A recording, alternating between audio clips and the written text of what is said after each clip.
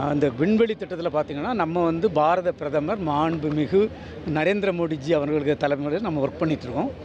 நீங்கள் பார்த்திங்கன்னா நம்ம இப்போ பெரிய பெரிய திட்டங்கள் இருக்குது. நம்ம வந்து விண்வெளியில் வந்து விண்வெளி நிலையம் அமைக்கின்ற திட்டம், ஆட்களை நிலாவுக்கு அனுப்பி திருப்பி வரக்கூடிய திட்டங்கள், அது மாதிரி நிறைய திட்டங்கள் இருக்குது. அதனால் வெளிநாட்டுகளோட நம்ம வந்து நிறையா நட்புள்ள நாடுகளோட நிறையா சேர்ந்து ஒர்க் பண்ணிகிட்ருக்கோம். கிட்டத்தட்ட ஒரு 60 நாடுகளுக்கு கூட நம்மளுக்கு தொடர்புகள் இருக்குது. இப்படி சேர்ந்து செய்கிறது நல்லது. இன்ஜினியரிங் காலேஜஸில் ப்ராக்டிக்கல் எஜுகேஷன் இப்போ ரொம்ப தேவை அப்படிங்கிற ஒரு விஷயமா இருக்குது சார். தியரிட்டிக்கலாகவே அதிக ஸ்ட்ராங்காக இருக்காங்களே தவிர ப்ராக்டிக்கல் நாலேஜ் குறைவாக இருக்குது. நீண்ட நாள் இருக்கக்கூடிய ஒரு குற்றச்சாட்டாக இருக்குது. இந்தியன் ஸ்டூடெண்ட்ஸுக்கு என்ன மாதிரியான விஷயங்கள் இன்ஜினியரிங் காலேஜஸில் தேவையாக இருக்குது? இந்த இந்திய மாணவர்கள் பார்த்திங்கன்னா இந்த ப்ராக்டிக்கலும் வேணும், தியரியும் வேணும், ரெண்டும் ஈக்குவலாக வேணும். இந்த மாணவர்களுக்கு நான் சொல்லக்கூடிய அறிவுரை பார்த்திங்கன்னா, ஒன்று வந்து நல்லா படிக்கணும், ரெண்டாவது ஒரு ஓவரால் பர்சனாலிட்டி டெவலப்மெண்ட். இந்த புக்குன்னு மட்டும் இருக்கக்கூடாது, ஓவரால் பர்சனாலிட்டி டெவலப்மெண்ட் இருக்கணும், நல்லவர்களாக வளரணும். இந்த 3 அறிவுரைகள் தான் நான் சொல்கிறேன்.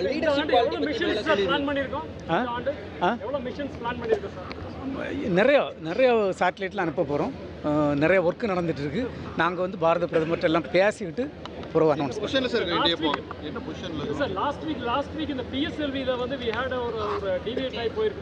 ஆமாம். அதனால ஏதாவது இம்பாக்ட் இருக்குமா ககன்யான் மிஷனுக்கு? இல்லைங்க, அதனால ககன்யான் மிஷனுக்கு இம்பாக்ட் இருக்காது. நான் வந்து அன்னைக்கு சொன்னது போல் இந்த வந்து நாங்கள் இது பிஎஸ்எல் வந்து 4 கட்ட ராக்கெட் ஆகும். 3 கட்டங்கள் நல்லா ஒர்க் பண்ணிச்சு. 3ஆவது கட்ட தொடக்கத்தில் வந்து கொஞ்சம் பாதை மாறி போயிருக்கு. அதை படிச்சுட்ருக்கோம். அதுக்கும் ககன்யான் இதுக்கும் அதனால ககன்யான் திட்டம் ஒன்றும் வந்து அதுக்கு பாதிப்பு இருக்காது. நன்றி, வணக்கம்.